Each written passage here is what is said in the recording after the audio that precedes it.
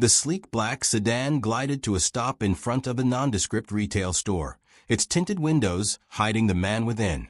Ethan Caldwell took a measured breath before stepping out, rolling his shoulders as if shedding the weight of his billion-dollar empire. Today, he wasn't the CEO of Caldwell Retail Group. Today, he was Ethan Reed, a down-on-his-luck job seeker in need of work. He took in the store before him, one of thousands under his company's name. The automatic doors slid open, releasing a faint scent of cleaning solution mixed with a lingering aroma of stale coffee from the employee break room. It was unremarkable, ordinary, the kind of place that blended into the background of daily life. But within these walls, he had heard whispers of mistreatment, of good people barely scraping by. Inside, the harsh fluorescent lights cast a sterile glow over the aisles lined with discount goods. A teenage cashier scanned items robotically, eyes dull from exhaustion. A manager, stocky and red-faced, barked orders at a worker shifting heavy boxes onto a cart. Employees moved with quiet resignation, their gazes lowering when customers passed as if weighed down by invisible chains. Ethan forced himself to ignore the tightening in his chest. He needed to see it all with his own eyes. At the hiring desk, a disinterested assistant barely glanced at his fake resume before shoving a name tag at him. Stockroom. Night shifts. Darren'll show you the ropes. Darren, as it turned out, was the red-faced manager. His handshake was crushing, a silent display of dominance. "Hope you like lifting, Reed," he said, eyes scanning him like he was measuring his worth in muscle mass. "We don't do slackers here." Ethan bit down his retort. He wasn't here to argue. He was here to learn. The next few days passed in a blur of exhaustion. He moved pallets, unloaded trucks, and sorted deliveries, his body groaning in protest against the unrelenting pace. His expensive gym memberships had kept him fit, but this was different. This was survival. Breaks were few, expectations high, and Darren prowled the stockroom like a predator, snapping at the slowest workers. Yet it wasn't his own fatigue that gnawed at Ethan. It was the people around him.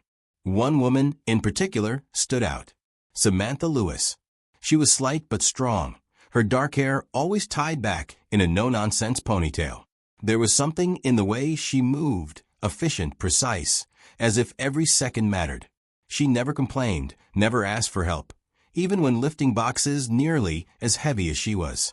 But what truly caught Ethan's attention was her exhaustion, not the kind that came from long shifts, but a deeper weariness, the kind that settled in the bones and refused to leave. During their short breaks, she sat alone, sipping from a battered thermos, while others ate hastily packed meals. More than once, he caught her rubbing her temples, eyes flickering shut for just a moment too long. One evening, as they stacked crates in the back, Ethan noticed her struggling with a particularly heavy load. Without thinking, he stepped in, gripping the other side. She stiffened. "I got it." "I know." He didn't let go, waiting until she reluctantly allowed him to help. Together, they maneuvered the crate into place. She wiped her hands on her worn jeans. "Thanks. Anytime."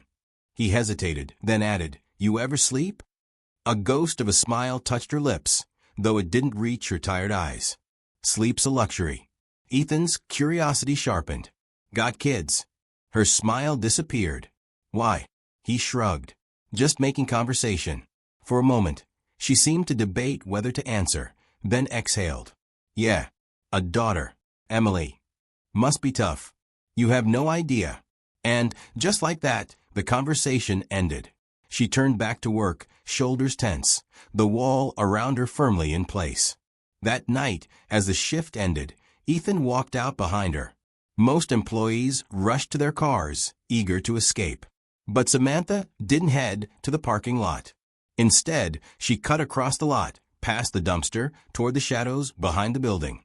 He stopped, frowning as she disappeared into the darkness. Something wasn't right. A quiet unease settled in his gut. Against his better judgment, he followed. At the edge of the lot, past the rows of parked cars, he spotted it. A small, tattered tent nestled between a cluster of crates. His breath hitched as he saw her crouch inside. Then movement. A tiny bundle, wrapped in a thin blanket. "Emily." His chest tightened as realization slammed into him. Samantha wasn't just exhausted. She was homeless, living in a tent, with her baby. Ethan stood frozen, watching as she gently stroked her daughter's cheek, her expression softening despite the exhaustion. She whispered something, words meant only for Emily, and curled protectively around her child. Guilt clawed at him. This was his store, his company, his policies.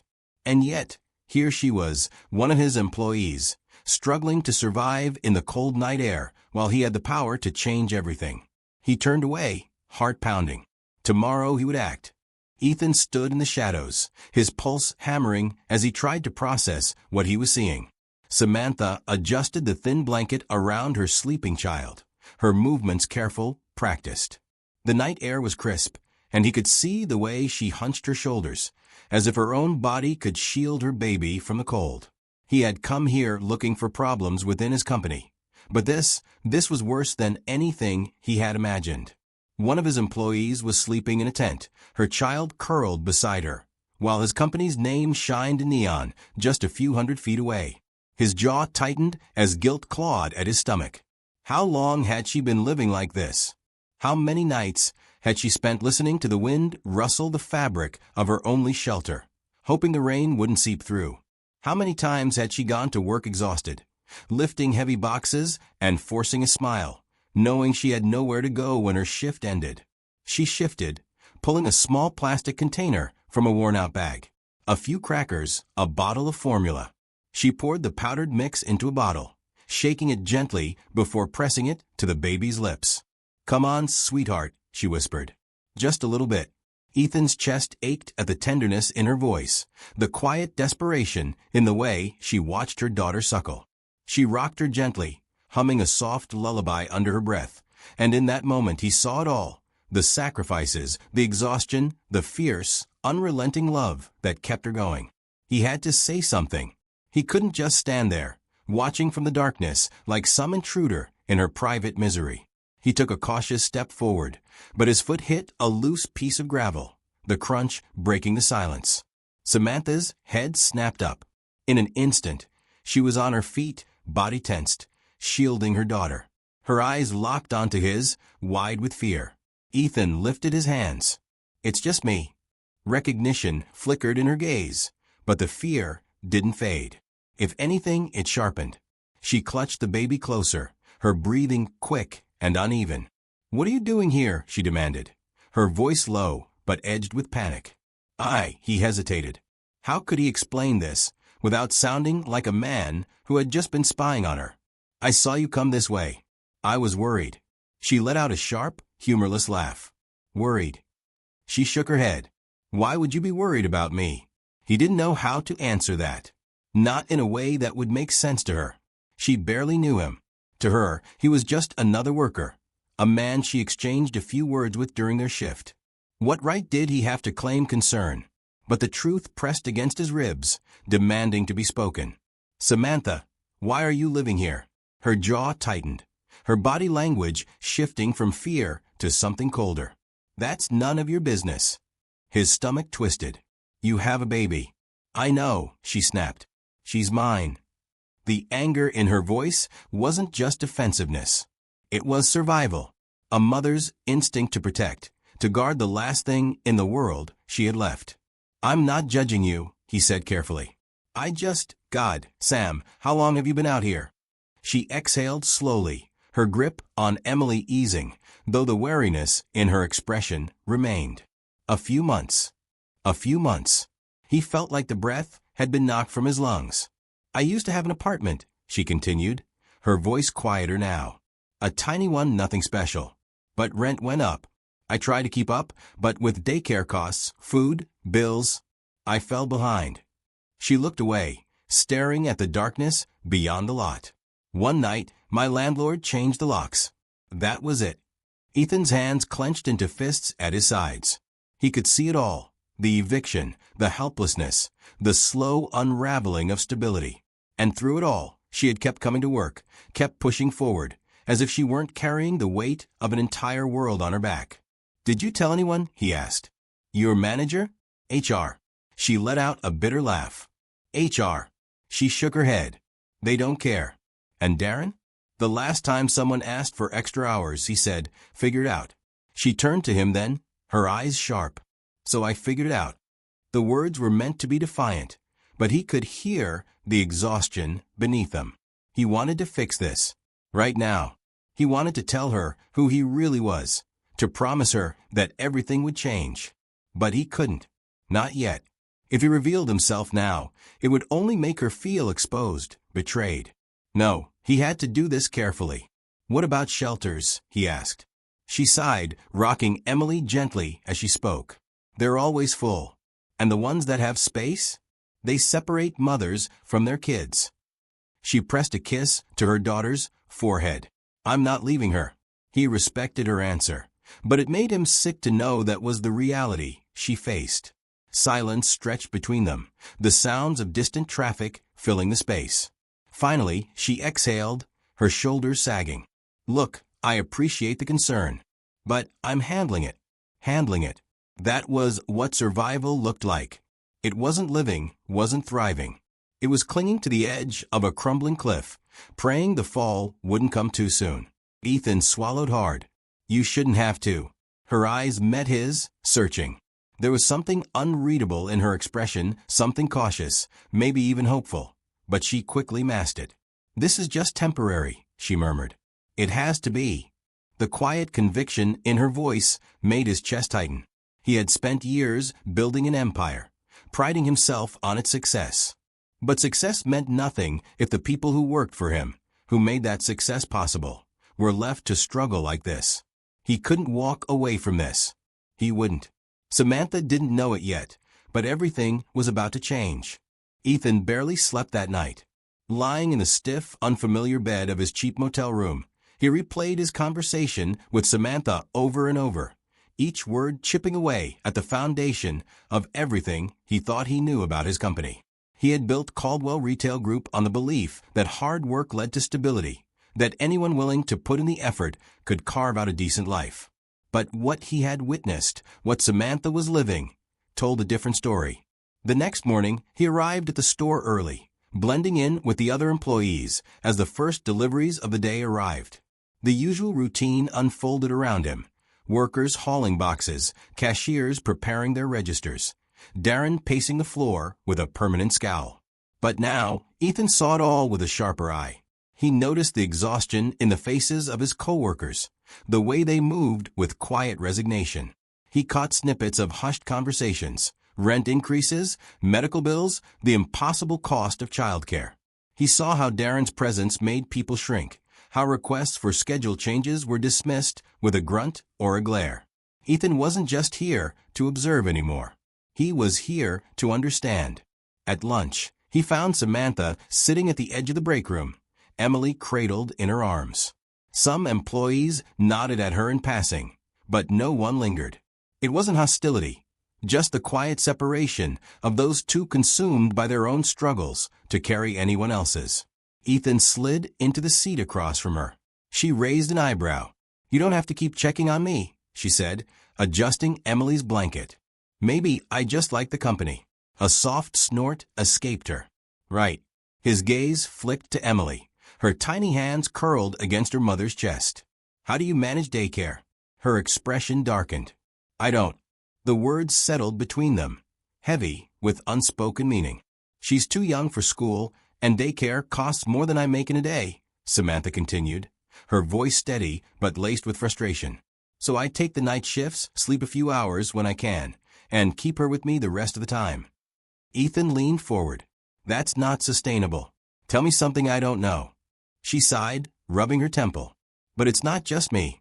Mia, one of the cashiers. She works double shifts just to afford rent on a place she shares with 3 other people. Carlos? He's been with this company for 8 years and still can't get full-time hours because corporate won't let Darren approve them. She shook her head.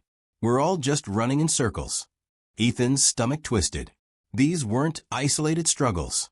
They were patterns, stitched into the fabric of the system he had built. And Darren, he was the enforcer of that system. Later that day, Ethan watched as a young employee approached Darren, nervously shifting from foot to foot. "Sir, I was wondering if I could pick up some extra hours next week. My kid." Darren didn't even look up from his clipboard. "Not my problem." The kid hesitated. Darren's gaze snapped to him, sharp and impatient. "If you don't like the hours, find another job." Ethan's hands curled into fists. This wasn't leadership. This was control through fear, through apathy. And he had let it happen.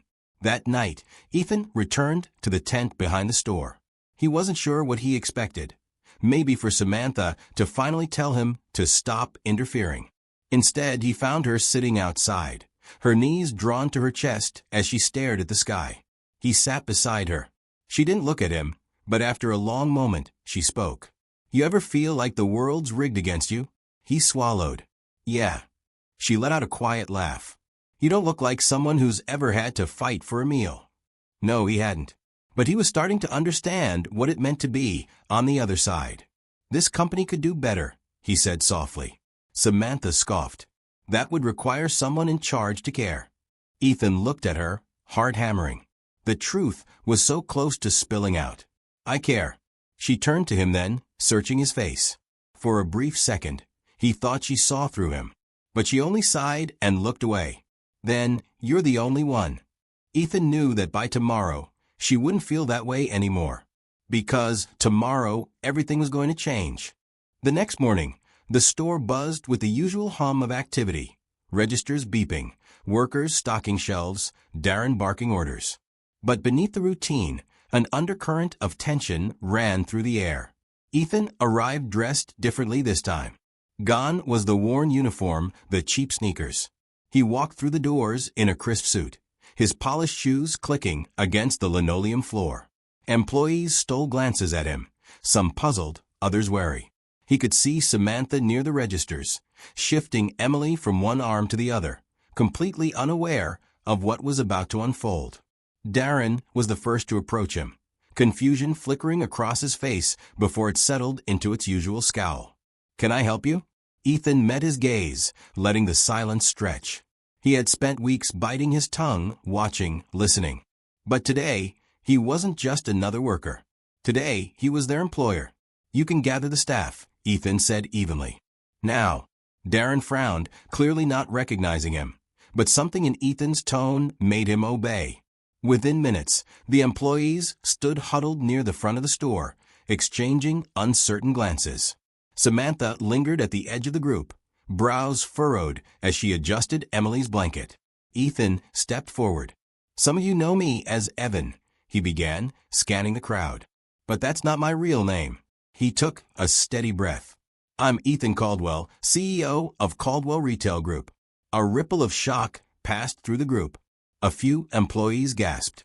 Samantha's lips parted, but no words came out. Darren's face paled. "For the past few weeks, I've been working undercover in this store," Ethan continued, his voice firm. "I wanted to understand what happens in my company at the ground level. What I found was unacceptable." He turned to face Darren, whose throat bobbed in a nervous swallow. "A store is only as strong as its leadership. And you, Darren, have been failing these people." Darren stiffened. Ethan didn't let him finish. "You dismiss employees when they ask for more hours. You ignore their struggles. You rule through intimidation instead of support." He gestured toward Samantha. "You knew one of your employees, a mother, was struggling, yet you did nothing. That's not just negligence. That's cruelty." Darren's jaw tightened. "With all due respect, sir, my job is to run this store efficiently. I can't solve everyone's problems." "No," Ethan agreed. "But you can treat them like human beings." His gaze hardened. "And since you seem incapable of that, you're fired. Effective immediately." The room was silent. Then, a murmur of disbelief swept through the crowd. Darren opened his mouth as if to protest, but one look at Ethan's expression told him it would be pointless. With a muttered curse, he turned on his heel and stormed out of the store. Ethan turned back to the employees.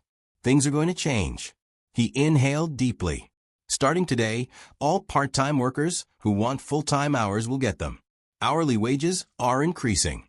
And corporate is establishing an emergency fund for employees in crisis.